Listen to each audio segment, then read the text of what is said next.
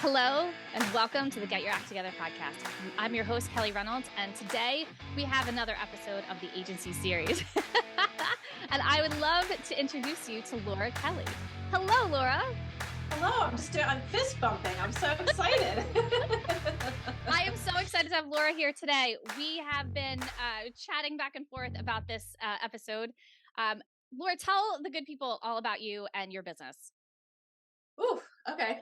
Well, I'm Laura Kelly. I am the owner and CEO of TulaBooks. So we are a bookkeeping agency, which might be a little, odd. Well, not odd, but normally we think of agencies, I feel like it's, marketing or a VA agency or whatever. And it was funny, Kelly, because I actually DM'd you when you were like putting out your offer for like, oh, I'm trying to interview agency folks. I'm like, I think I'm an agency. I don't know. Because I feel like in my industry, like people don't usually say bookkeeping agency, but when I was like thinking about it more and I've been around that term now more, like I'm like, yeah, I'm an agency. So I'm excited to be here. I'll be sharing more about that. But yeah, so I started TulaBooks. Well, actually, funny story. I've had this LLC for like 13 years. I started moonlighting, doing like QuickBooks help like 13 years ago for one client. And I created the LLC. I created the name back then. And then fast forward to just a couple years ago when I was actually in a spot to really start a business and be an entrepreneur. The name still made sense. And I can talk about where the name came from, but the name still made sense. And I just rolled it forward. And so I've been excited now to actually make TulaBooks a thing. So now TulaBooks is my full-time gig, no longer working full-time, thank God, for other people. So I've been building this small business bookkeeping agency, if you will. So I do have a team. So we'll be talking about that in this episode. But I love what I do. I love who we serve. It just lights me up so much more than in my full-time career that I came from. So anyways, not sure if that was a great bio, but I'm excited to hear. We'll be talking more as we go forward. So I love it. I love it. And I love the fact that it's a bookkeeping agency. Like it's a different kind of agency, right? yeah. Why are you an agency? Like, why are you not just a bookkeeper? Yeah. Okay. So let's start with when I really started taking TulaBooks seriously as an entrepreneur. So I had just left my full-time job, and same as you, Kelly, I had just gone through a due diligence period. I had helped the company that I was working for full-time to get acquired, and I was managing. So I was their VP of finance. So I was the point person. I was the paperwork out. I did all the numbers, all the due diligence, pulling all the documentation. And also I was 8 months pregnant. Oh, wow. At the end, it was crazy. It was like and with my firstborn, and so I had my baby shower, and literally the next day was the closing. So you can imagine just how crazy and hairy that all was. It was, woo. I don't know how you did that. Like looking back at this summer, I can't imagine being 8 months pregnant going through all that. Oh, yeah, it was a thing. But you know what? It was kind of interesting because like everyone knew I was like busting my ass, and obviously everybody knew I was pregnant. So I was like, you know what? They could just give me a free pass, like one evening or something. Like I was like, they probably feel bad for me. Like this is a really good spot to be in, because normally they don't feel bad for you. They're just like, oh, just suck it up, just hustle. But I was like, no, I'm pregnant. So, anyways, I got it all done, and I actually, up until the closing, I still didn't even know if I was going to get full-time childcare for my daughter and then go back to work. Like I didn't even know. But once I found out the really nice bonus check that I got from all of that, like once the calculations were done, and it was, because I was part of the leadership team, right? So I had like stock options out the wazoo and whatever. When I knew like the bonus check I was going to get, I was like, peace, like Out we of here. can make this work for, we looked at our personal finances, and between savings and that nice bonus check, like we could have carried without my salary for a year. So I was like, you know what the heck? I've never taken time off. Let's do this. And I wanted to, do the stay-at-home mom thing and see how that felt. So I did do that. I did that for a couple months. And then I started getting requests from, some of my old corporate contacts, mainly the company that I had just come from.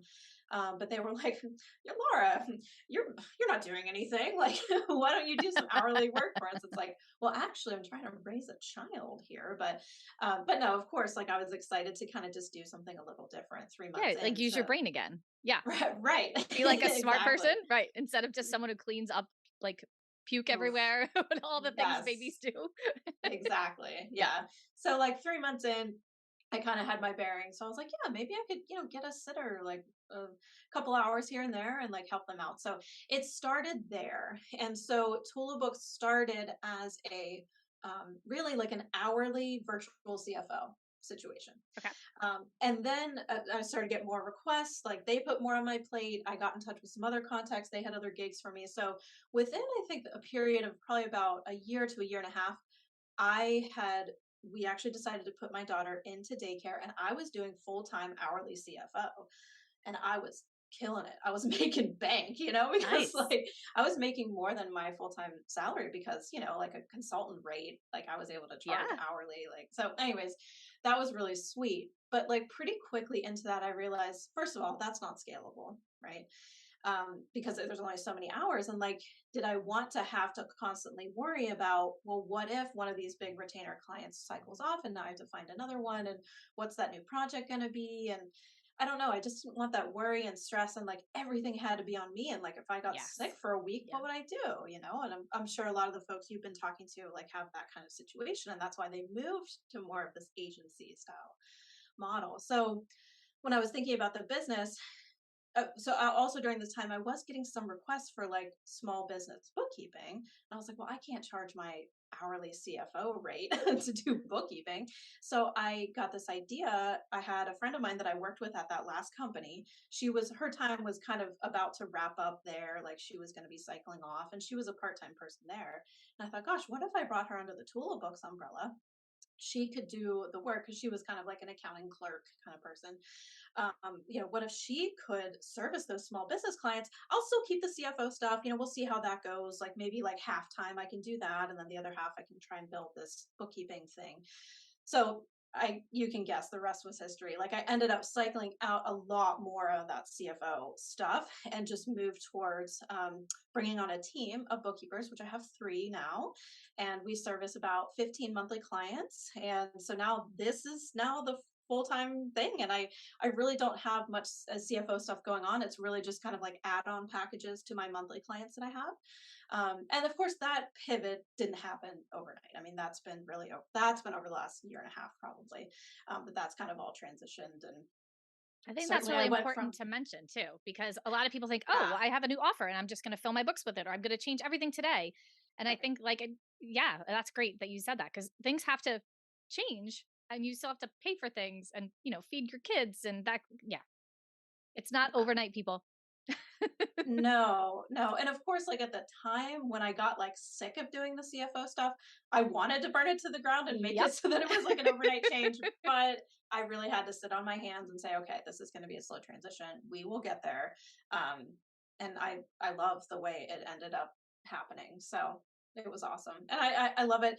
It is a lot less profitable, right? So I'm sure we're going to kind of get into that. Like, Yeah. what are the ticky tacky numbers and stuff? Because, of Yeah. course, like Well, before I was charging hourly and everything was going to me. And now I have all these software and, I have team. And like, so it's different. But now it can be infinitely scalable, truly.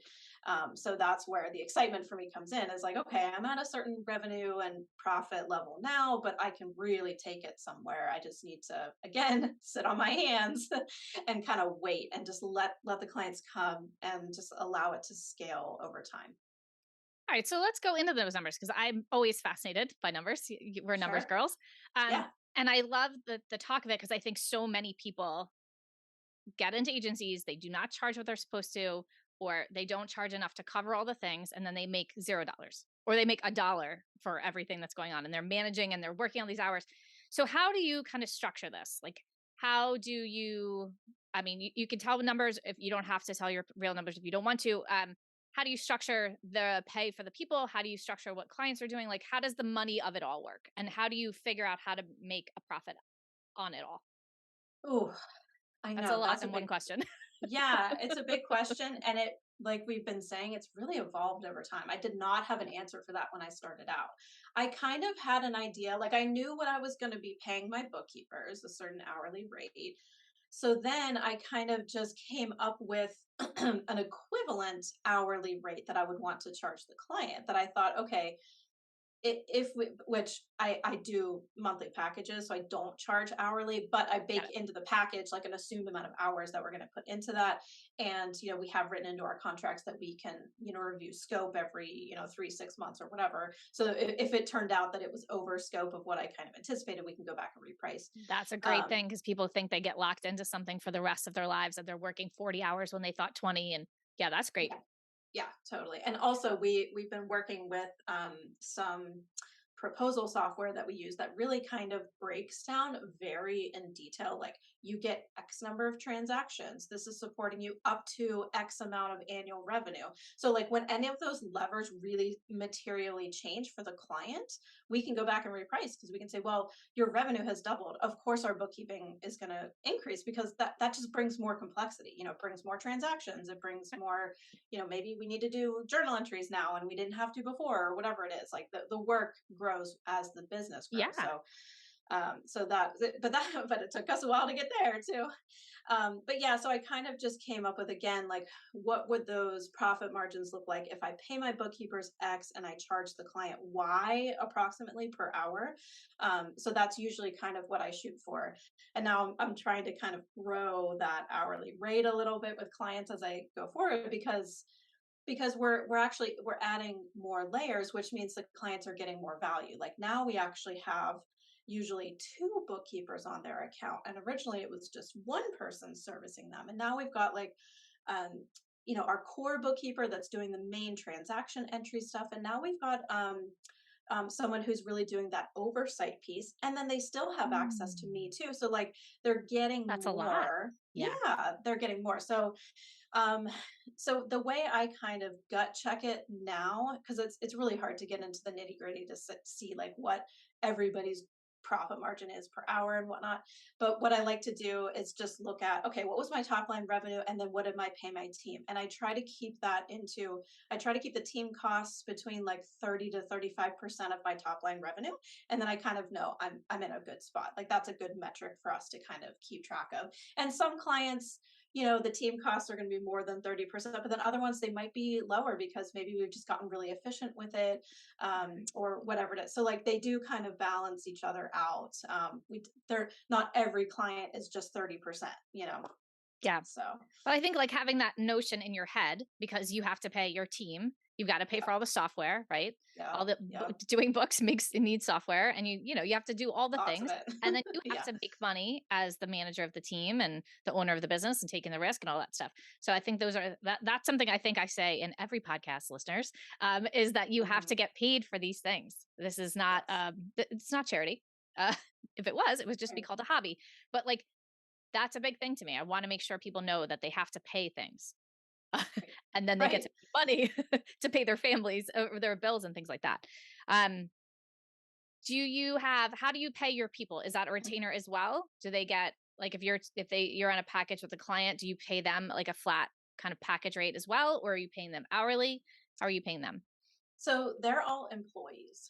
So well, Oh, part-time, totally different. part-time employees. Back first. Yeah. Right. I know. Well, there's lots of ways to skin a cat. Yeah. But when I was starting this out, something about the contractor thing, I just didn't like it. I like when I brought on Janine, my lead bookkeeper. She's the gal that worked with me at my last full-time job. So she's been with me the longest. I've known her the longest. We've known each other for like 6 years.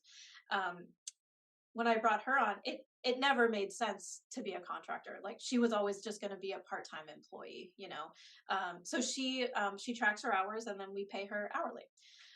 And she kind of has a target of like the number of hours per week she wants to get at, and she normally lands right around that. And so then I can kind of budget for that. So then it's like, well, how many? I just need to make sure that I'm filling her with the right amount of clients on her plate to make those numbers make sense. You know what I mean? Yeah. So But, I do understand it might be simpler if I had a flat retainer and then a flat payment. Then you always are guaranteed that your profit margins are there. But I I think don't, it depends on the work though. Like if you're doing a yeah, monthly thing where it's like a monthly maintenance, you're doing things every month, you kind of can see the scope of it. It's not yeah, like you're coming in and saying, "Oh, I don't know what I'm going to do." Like, right, you need either a limit of hours or you need scope in some way. So if you have that scope, I think right. like that seems pretty reasonable to me Yeah, yeah. what you're doing.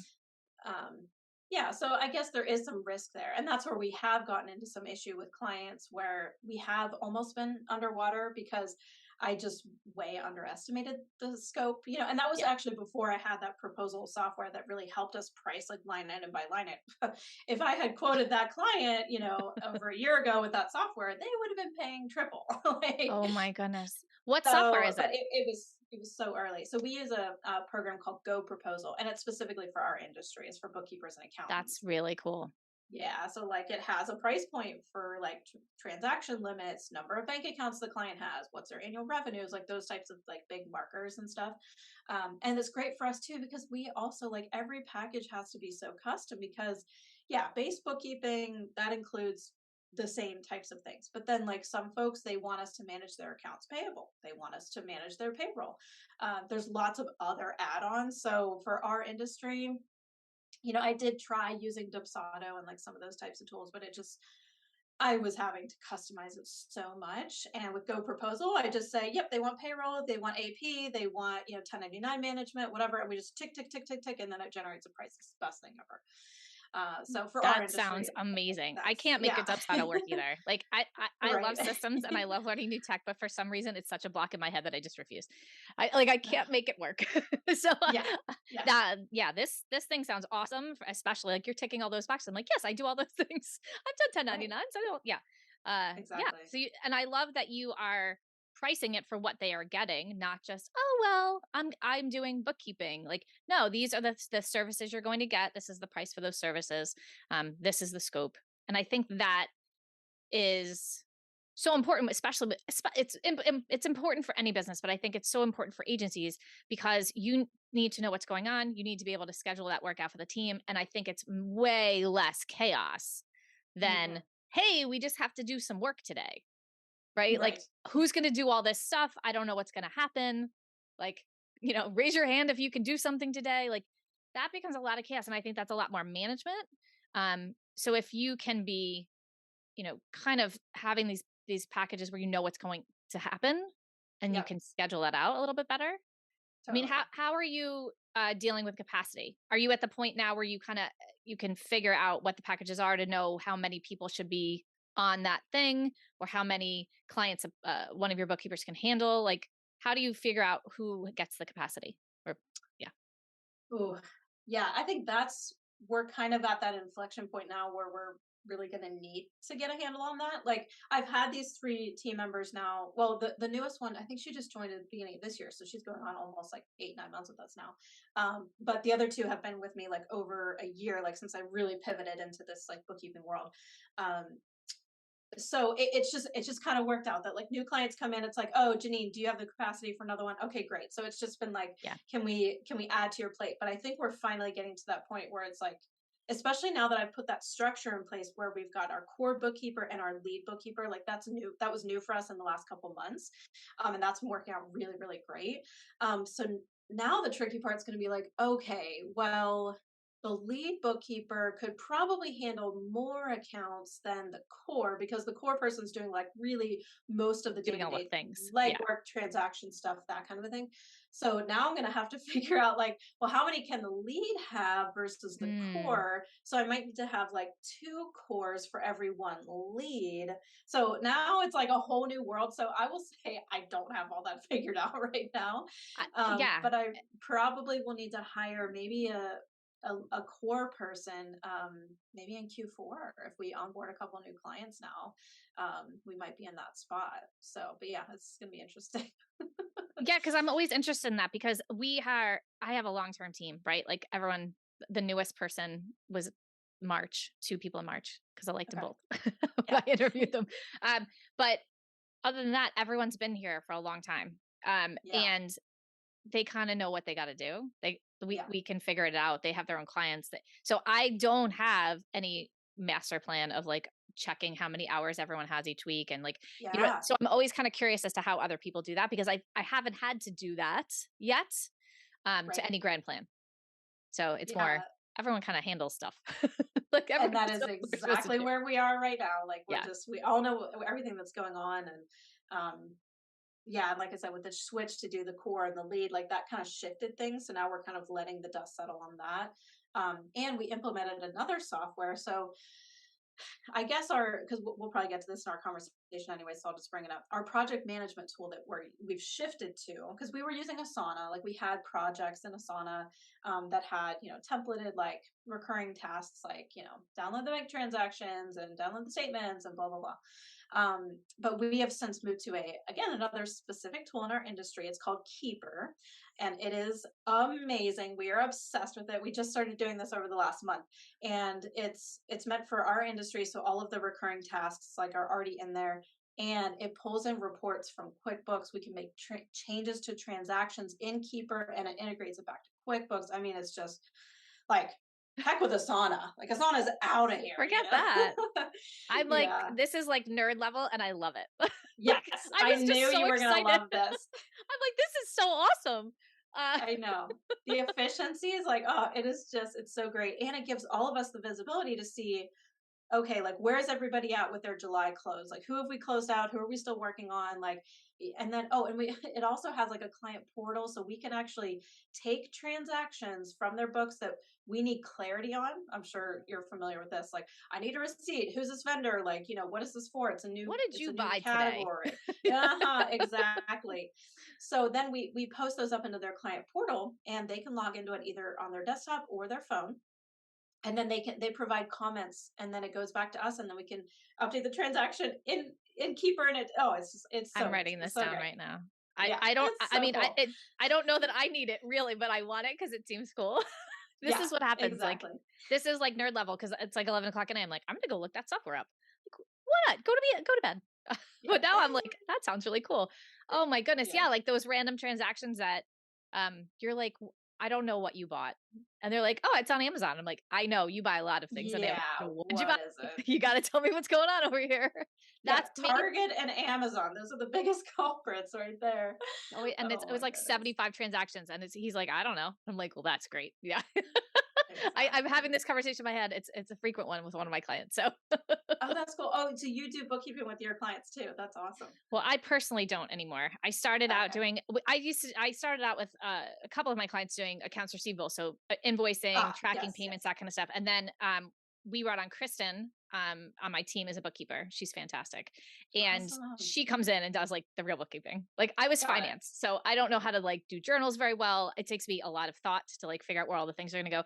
Which one's a debit and a credit? Yeah, like damn it, which way? How does this? What count? Is it accounts receivable? Like where am I putting this? So I leave all that to her now. She makes all the books pretty. She's one of those bookkeepers that she can go in and like fix a big mess. Like, yes. Oh, I haven't looked at my books in a year. She comes in and like fixes it all. So I've left that to her. So yes, we do it, but I do not do it because that is so cool. Well, yeah, she needs to start using Keeper then, because if she's managing multiple clients, like that's where it's at. It's really awesome. So Kristen, if you're listening to this podcast, here you go. Yes. It sounds amazing. That's very cool. Awesome. Yeah. So tell me about how I guess you're structured. You have 3 employees, right? Part-time employees. And then what are you doing now that you're getting out of the CFO stuff? Are you just managing the agency? Are you in client work still? Yeah, good question. I almost feel like I need to pull up my calendar. It's like, what do I do? Well, yeah, so I do work on, marketing and visibility, like having podcast episodes like this, like that kind of stuff. I take sales calls, of course. So it's marketing and sales 100% on me. I didn't mention I do have a VA, actually through Sadie Prestridge's agency. A former podcast guest. Yes, exactly. So yeah, my VA is totally amazing, and Sadie is just like everything she touches turns to gold. So I have a strong support system there. So she helps me with So I'll like every week we kind of go through, and we've been kind of in like SOP mode recently, like trying to get things updated and trying to get things really like off my plate. But that means I need to have a really solid SOP so that my VA can actually go and execute on the things. Yes. So I've been really focused on that recently, like with moving to Keeper and doing the change with the team members. I've just really been in the mindset of like trying to be that removable CEO kind of situation. So yeah, so thinking about SOP stuff, trying to think what else do I do? Are you out of the CFO business altogether, basically? Well, okay, yeah. So in terms of the day-to-day client work, pretty much not in any of that. Really, like our 15 clients that we're managing, I'm not doing those really. That's I'm amazing. sitting on top. I'm doing like, of course, like I do the month-end reviews. Like I review everybody's financials and stuff, but I'm not keying in transactions. I'm not categorizing anything. I'm not doing bank recs. So that's all on the team. So really, I just kind of I review their financials at the end of the month. And then for some clients, we've been doing, you know, like 60-minute debrief calls. But actually, we're starting to roll out. So this was kind of exciting. We used to have it as an add-on that they could do meetings with me either monthly or quarterly. But I've just been realizing that because I talk about this all day long, like I feel like our value as bookkeepers, it's not just, oh, we do your transactions, we submit your financials, and then that's it. We want to be your numbers translators. Like there's so much data in your numbers that's hiding there that you Yeah. don't even know it's there. Like how profitable is XYZ income stream? Or are you spending too much on, your software packages or like whatever it is? So I want to be that numbers translator. So we're actually rolling out for our clients 30-minute monthly debrief calls. Anytime they want them, we're going to submit their financials and then we're going to say, here's Laura's Calendly. Go ahead and schedule 30 minutes with her because I just want to get more touch points with them and Yeah. just really get them comfortable and provide that value month after month instead of just maybe meeting once a quarter, which by the time the quarter is over, like it's not enough. It's not enough touch points to really influence how the business owner can make better decisions going forward if they're looking back 3 months. Well, that yeah, because you're Um, so far removed from those things by then, right? Like that's exactly. like people who look at things only at the end of the year. Like it's already over. You Right. can't change it. You can't adjust it. You can't say, "Oh, we're really behind on a thing," or we got to cut costs here. Like having that, like knowing your numbers and being engaged with that, I think that's fantastic. Like that monthly Yeah. check in, because Yeah. I'm a numbers nerd in a way, but Yeah. I'm not a bookkeeper. I'm not a Hmm. CFO, Yeah. and some of these numbers I don't know. I would love to have Right. someone sit there and be like, "Hi, so this is you did this, you did that, that means this." And that Exactly. translator, that's a great idea. Yeah, I love it. Yeah. So I'm really excited about that. So we're starting to roll that out here in Q. Are we in Q3? Yeah, we're in Q3. I think It's I don't crazy. even know anymore. I know this year has just been insane. But yeah, so we're starting to roll that out. We have the new client portal and Keeper, so like lots of fun changes are coming to our clients now inside of TulaBooks. So we're really jazzed about that. So yeah, so I will have those meetings on my calendar, but probably not everybody's going to take me up on it every single month. And some folks might still just get around to it once a quarter, maybe when they have time. And if they opt out of that, monthly 30-minute debrief, what we'll do then is we'll just send them a quick Loom video of like, okay, here's your financials. We'll just call out a couple things for them to kind of like keep an eye out on. But really the value is in that chat, because I can just ask them, how's your business going? Because yeah, I can look at your numbers and kind of see where you're at, but like I need sometimes more context to really be able to like advise you and like Yeah. all those kinds of things. So And like as a person who has questions but doesn't want to bother my accountant with them or something like that, I'm like, right. do I do this? Should I be looking at that? Like trying to plan for things in my business and thinking like, what is the best way to do this here? Should I Yeah, buy this or not buy this right now? Or that, I exactly. mean, it's so valuable to have that knowledge because I have more experience with it than most, I think, but I still need help. So I can only imagine people who don't like numbers at all and At never want to all. talk about them. And Hmm. then they have questions and they're like, I don't know what to do. Right. They don't know Totally. what, right? Most Yeah. people that I've met try to avoid all numbers if possible.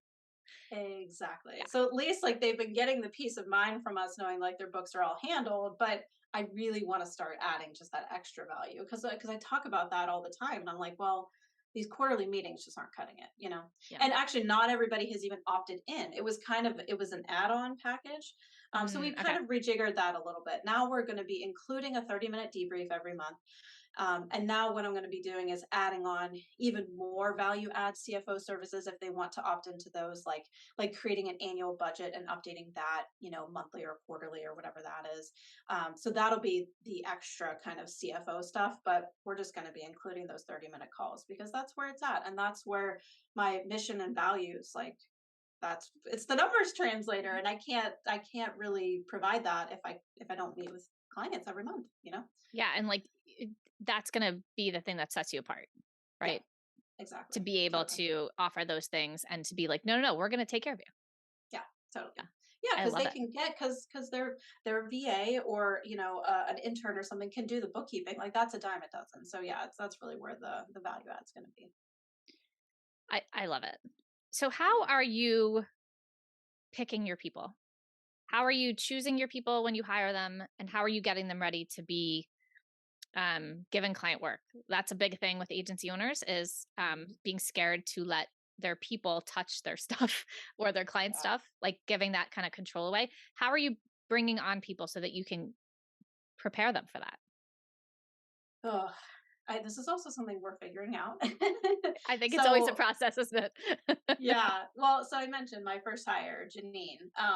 She was a known entity because I had already worked with her at my last full-time job. So that was easy. We were using at that old job though, we weren't using I don't think we were using QuickBooks Online, and now pretty much our entire business is QuickBooks Online at TulaBooks. So there was a little bit of training there, but I knew she was going to be able to pick that up super quick. So training her and bringing her into the fold was relatively easy. And fortunately, also, I didn't have a ton of SOPs or stuff documented back then either, but it was like her and I just working together, all the time. So hers was kind of like through osmosis, right?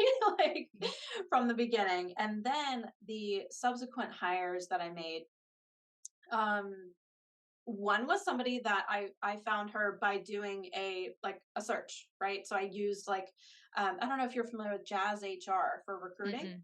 I know. They were actually, so I'm based in Pittsburgh. They started here in Pittsburgh. Now I think they're based out of Boston. They got, VC money and all the things. They blew up, which was awesome. But anyway, so I use them. It's like an applicant tracking tool, and they post your job out to Indeed and LinkedIn and all the things. I basically got 100 bookkeeping candidates in the span of a week, literally. Oh, wow. So then it was filtering through all of them and all that Yes. stuff. And, but yeah, so I found her through a traditional search process. And then I was bringing her on specifically for 2 large clients. So her and I just worked really closely together for a while. That was a bigger training lift for me, because we just had to she was taking on clients that had much higher needs than everybody else we had worked with. They weren't the typical just, oh yeah, monthly bookkeeping client. They were they're a VIP. So we had to really be cautious and really, so basically I kind of worked on building out the SOPs for her, and I would do tons of Loom videos and write-ups and all of that. And then she would take it, she would read them, she would watch them, and then she'd go and do them, and then she'd come back with questions. So that was kind of the iterative process that I went through with her to bring her on board. So now she's just kind of off and running with those larger clients, and so she's doing great. So she doesn't really have a ton of questions because we've nailed down that process. Now with my third gal, she was kind of a friend of mine. She's actually, all my gals are local to me here in Pittsburgh. It just actually turned out that way. Even the gal that I hired from the recruiting process, and it Oh, was wow. it was a national search, but it turns out she lives 40 minutes away from me, which is really cool. But yeah, my other gal was kind of a friend that I had known for a long time, and it was kismet. It just made sense. She was kind of looking to get back into the accounting field, and I needed some extra help. So she kind of came on board, and then with her, so all of my trainings have been very different, but when she came on, Janine, my lead, she really kind of trained her a lot. And I had already had a library of some videos. So it was sharing stuff with her here and there. So it was a combo of the videos I had done, and then Janine did some of the training. So who knows with my fourth person when that happens, I don't know, but I think the ideal is that I'm going to be continuing to work on all the SOP stuff, getting an SOP library that's searchable and accessible by everybody. We're definitely still working on that. So any It's a suggestions you have on process, that? right? It's Oh, it's always a huge. process because there's going to be a new thing you're going to want to write an SOP about in a year. Like Oh, it's just, yeah. I every mean, day practically. yeah, I mean, so many people are like, "Well, I need to have this all finished." I'm like, "You'll never have this finished." It's like it's an Yeah. ongoing process. You have to make sure they're updated if things change, or yeah, it kind of is. And I think that the best way to kind of get that going is the way you're doing it, which is trying to get the knowledge out of your head, Yep. documenting it for that person, and then the next person comes in and they have all these videos and all these SOPs that are already made, and it's kind of an iterative process where you just kind of keep doing that. It gets easier. Yeah. Yeah, like it's not like you're no one as a solopreneur says, I'm gonna sit down and write everything down right now. Like you don't have time for that, right? It's But very time it's consuming. very Yeah. I mean, that's why it's a whole service with us. Like we will come in and do that for you because Right. there's not a lot of time, especially when you're hustling in the beginning, you're trying to figure all the things out and you had a kid and another kid and a husband and another, like all these things. You are Hmm. not going to sit down and write 100 SOPs. So like that's why we ended up having that as a service, separate service for that same reason because it's a lot. Yeah. But it's so handy when you have the next person to come in. You're like, oh, I have all these videos. Here you go. Go watch them. And Yeah. it's a lot less training after that. Yeah, so when I onboarded with Sadie and her agency, we did like a whole system setup with her, and she helped me build out a lot of my core SOPs. Hmm. Now, a lot of them have changed drastically since Sadie and I worked on them together, but that's fine. I have the structure now. I understand what needs to be included in an SOP, all of that. Yes. So then I can kind of take it and run with it. But so she helped with a lot of those core things, and then now it's more of the client specific stuff and just figuring out what's the best way to like store them and organize them. And like at first we had like a master Google Doc for every client. I don't really like that anymore. Like, so I think we're going to be getting away from that. And I think eventually we're going to be leveraging some kind of software, maybe like Notion or something that can be a library that's like, again, highly searchable, tags, with clients and, all of that. So it's like easily like findable and that kind of thing. So that is like that's probably a big project for me in the second half of this year is just kind of focusing on that. Now that we have Keeper in place, like that was huge. I think that I'm going to be focusing on SOPs and probably hiring somebody the second half of the year too. So starting to think about the onboarding for a team member again, because I've only done it. I mean, I really only consider having done it twice because like when Janine came on again, it was just like osmosis, You're like, I it know wasn't, you. yeah, it wasn't a true onboarding, but with my other two gals, it really was. So I do have somewhat of a process, and Sadie really helped me with that. Like, she did because we used, Slack and other tools. So she did I don't they're not really SOPs, but they're kind of like our best practices when we use Slack. So she Yeah. like helped Yeah. me with the template for that. So that was really helpful to be like, hey, new team member, read this best practice document, and here's a couple of training videos on Slack if you've never used it, kind of thing. We have the So same that was thing for really teamwork. helpful. Like this is how you get in, this is how you use it. Because teamwork is more of an agency software, but and a lot of people haven't used it. So, Yeah, here's how to use these things instead of me sitting there going, okay, click on the list and like whatever it is. It's so much easier. They can do it in doing a their own live time. training. Exactly. And then they'd Totally. also, if they forget, they can just look it up and they don't have to come bother me. And they don't feel like, oh God, I've got to bother them again. Yes, right. Yeah. Exactly. It's for like those basic things when you're in the beginning and you're like, I have so much information coming in at me right now and I don't remember where everything is. Yeah, again, like having it be like a searchable kind of Yeah. database. We have a big dashboard. I build it in Drive just because I don't want to have to pay user fees for every person. Like we had Yeah, stuff in Teamwork and that, but I was like, I have to pay user fees for every person that comes in to see this. So we have these dashboards built out in Drive, and it makes it searchable and it's under categories and all that kind of stuff. oh, that's cool. Okay, like Which Google makes it, Drive, you mean? yeah, we Okay. build it in Drive, and then like you can always share it with any contractor that comes in. If you had like someone who needed to come in and help you, you could share it without having to pay for the user fee for the teamwork or the whatever every month. Ooh, yeah. Okay. Which was helpful to me. Like if I had someone come in for a project or someone who only works once in a while on something, they could still have access, and it has links to everything and the SOP. So everything, like I try to build these things so that if I get hit by a bus, Gwen, my right hand, could go there and be like, okay, I can figure out from here where everything is. Yeah, And everything's linked from there. Yeah, because you need people to be able to find things. Like having totally. SOPs is great, but if no one can find them when they need them, then it's not helpful. Yeah. Yeah. Like right now, they're kind of in a bunch of different places. So yeah, that's going to be Yeah, my the centralizing of it. process. Yeah, Yeah. because I'm always worried that I'm gonna get like sick, like COVID and all that kind of stuff. Like, what if I get COVID and I'm sick and some my clients need something? Like, each of my clients now have the dashboards that we've built out as well, so that we can, the team can go in and the same thing. Like when someone has come in that is new to the team or new to that client, they go to there and they can find everything in one place. Yeah. So highly That's awesome. recommend centralized, whatever you want to call it, a hub, a dashboard, or whatever. Uh, yeah, for sanity. And so you can go on Exactly. vacation and they can fund things.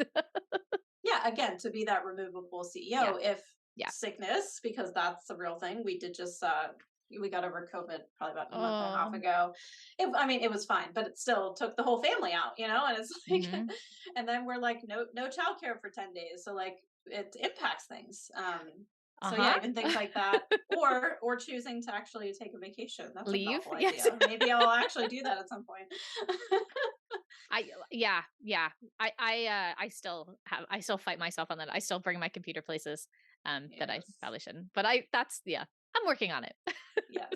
All right. So what makes your agency different than any of the other agencies, any of the booking keeping agencies? What's different about you guys?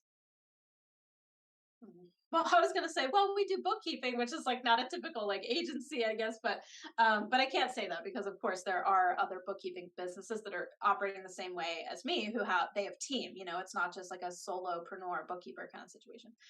Um, I don't know. I know a lot of folks do leverage more independent contractors versus employees, and I think it was kind of I think an employee relationship was more in line with my values. That sounds weird. I hope that doesn't sound like uppity or something, but it No, was not at like all. I kind of wanted more of that long term relationship. Yeah. I just I wanted them to really feel like part of the team, and Hmm. not like just a not that all contractors were disposable, but it felt more like a Yeah. permanent kind of relationship. So I don't know, that might be a little different. Yeah. I mean, Um, I don't think that like saying that because we were talking, you are one of the few that I have interviewed so far that have employees. And I think that there is definitely a mentality that if you are not entrepreneurial, you want to be an employee.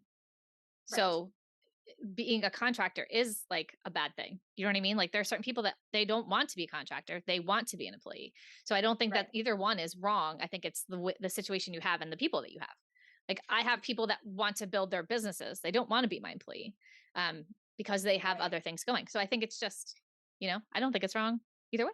Yeah, and I guess that kind of made me a little nervous. A little bit like it could be a flight risk for that person, but Yep. also I think the way that we service our clients, I wanted that bookkeeper, not to say that we'll never have turnover, but I really wanted to have like this is their stable person and they can go to them with a question. They don't have to worry about, oh, well, Susie Smith's contractor only works from like 9 p.m. to 12 a.m. Tuesday, Thursdays. You know what I mean? Like I wanted them Yeah. to also I wanted to be able to dictate their hours to a certain extent because I wanted them to be able to be available during business hours because I knew we were going to have meetings with the client and stuff like that. So yeah, I think that's what kind of drove all of those things really drove my decision. And I just feel really comfortable with it because again, we're in this together and I feel like I'm building this company with Yeah.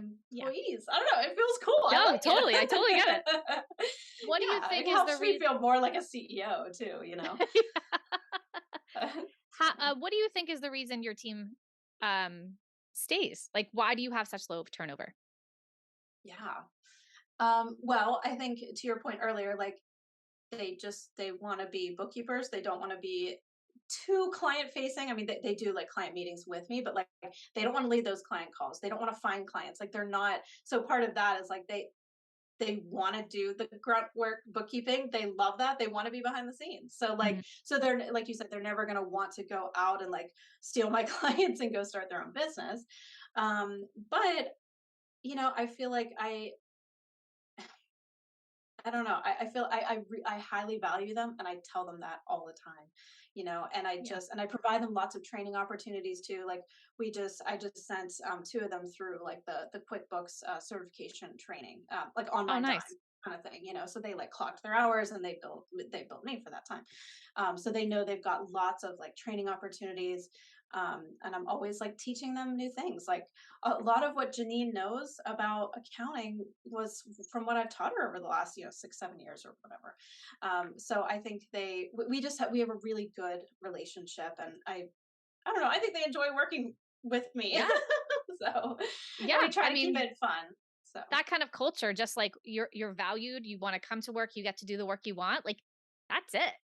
yeah, You know, exactly. I love it. Okay. So what do you love about running an agency?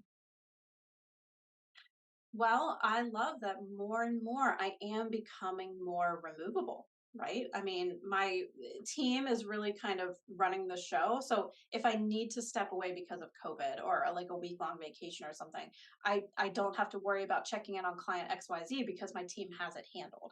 Like the combination of my bookkeeping team plus my VA and all of that, like it's built this life for me that, like, yeah, I do work 4 solid days a week. But if I needed to not work those days, like it's possible, it's very feasible, and if I wanted to scale back tomorrow and just not take any more sales calls and not onboard any new clients, like I could just coast. We could just do this thing. Now I want to grow it. So like I'm putting in time for marketing and sales and all that kind of stuff. But what I love about the structure is that um, I'm empowering team. They're doing the work, so I can be removable if and when I need to be. And it takes a little bit of that pressure off. Like this compared to the hourly CFO stuff, like that was stressful. So much pressure on me. I had to be there to deliver, and if I didn't book those hours, I didn't get paid. Right. Like, And if you so yeah, personally didn't book those hours, like that's the thing, right. right? And that's I why had when to it was show just up. me, yep. Yep. You had to Mhm. show up. It didn't matter if you were sick. You had to show up because you had to get paid. And if you were sick and you wanted to stay in bed, you Yeah. lost money. Yeah. Right. Yeah. Exactly. So what do you think is the hardest part of running an agency? Yeah, the hardest part is that my tendency is to sometimes feel like I'm the best one to do certain things. Not so much with the client work. Like I've gotten like the client work's off my plate, but I think I have had trouble systematizing the other processes like client onboarding and how I do sales and proposals. Like that is all stuff that I could totally make clockwork and hand off to my VA, for example. And I think I've had some resistance against that because I have that syndrome of thinking I'm the only one that can do it, which is completely and utterly false. Like, my VA is amazing, and if only I could just empower her and just spend the time to get that crap out of my head and onto paper. And I think the other thing too is like really committing to the flow, because I feel like sometimes I do things differently like every time and I don't know why. Like it should just be I To think pick one maybe way. I don't know. I think maybe it's because like maybe I'm on a sales call and someone maybe throws a just a small wrench into things that kind of changes the process, and then I'm like, well, shoot. Do I force them into my process, or do I make a new thing and allow them to go through it their way? You know what I mean? Like, so I think I have a little bit of that people pleasing in me as well. So that makes it hard to make some of these like processes totally, just smooth and be able Yeah. to hand them off, you know? I So that I makes do know. I sense. was sitting here making funnels at 10 o'clock last night Oh, because yes. I wanted it a certain way. Was it fine? Sure. But like I have to, like there are still certain things that, like, yes, I could give client work away much easier now. And I've gotten over Yes. that hump. That took me a long time to like trust people touching my client work. Now I'm like, yep, cool, you guys got it. But like now it's the sales, the marketing, what would I Uh-huh. say? Right. My Uh-huh. husband, my poor husband who edits this podcast, wants to write a blurb about something. I'm like, that's not the way I'd say it. And he's like, I know, I'm not you. Like that is the hard part. Exactly. That like so I feel like, what is it, new level, same devil, different devil? I can never get a saying right. I don't know what it Oh, is. I don't know. I don't know. When you level up, you have like the things It's that a new you, devil. I don't know what it is. Someone's gonna laugh at me for this, but I can never get sayings out ever. Uh, but like you get to a place and you're like, oh, I figured out how to get there. Like I figured out how to get over that. Like I can give my client work away. And then you get to the next level and you're like, okay, I don't want to give my stuff away. That has been the hardest thing that I've had. Exactly. and then Yeah. hiring someone to help me with my stuff. And I'm like, but I don't want you to touch my stuff now. So it happens over and over again. You keep hitting that kind of block over and over Yeah. again, like as you grow. So yeah, And that's I feel like that just like struck a chord with me with my clients, because I feel like their finances, that is one of those ticky tacky things for them, or sticky things, I should say. That's like they are afraid to let that person in to see how oh they're yeah. managing their finances, so that is a hard thing, I think, for people to outsource.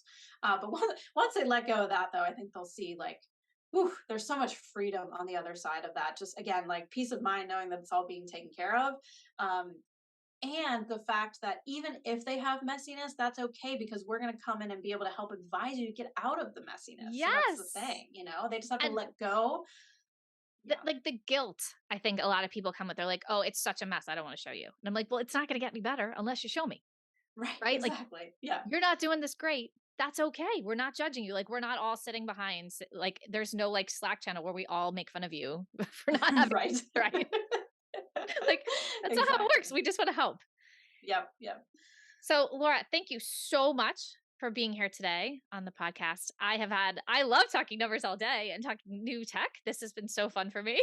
Tell everyone, Yay! tell everyone where they can find you. Yeah, so I'm most active on the social platforms on Instagram. So you can find me at TulaBooks.co. So we usually have like 2 to 3 posts going up every week with like little QuickBooks tidbits, or just things to look out for in your bookkeeping and things like that. And occasionally, if I have the energy, I'll go on stories. I won't guarantee that. But otherwise, definitely check out my website, www.tulabooks.co.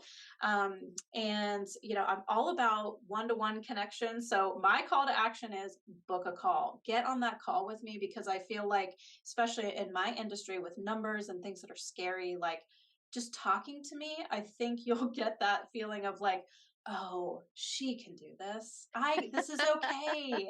We can figure this out. So I'm all about, let's get on a call, let's get on a coffee chat, no pressure, no pitch, none of that. But I just want to hear like what's keeping you up at night in terms of your finances. And maybe we can help, or maybe we're not the best fit. Maybe you actually need more of a tax accountant at this time, which is not us. So I can make a referral. But I love connecting with people and helping them feel like, again, it's all figure outable and it's all going to be okay. I love it. Well, on that note, thank you so much for coming today, and we will see everyone next week. Bye. Thank you so much for joining me this week. If you have an agency or want to create one, come join my Facebook community, Get Your Agency Together, where we talk all the things growing and scaling your agency. For show notes and more info on all the things, head over to ReynoldsOBM.com.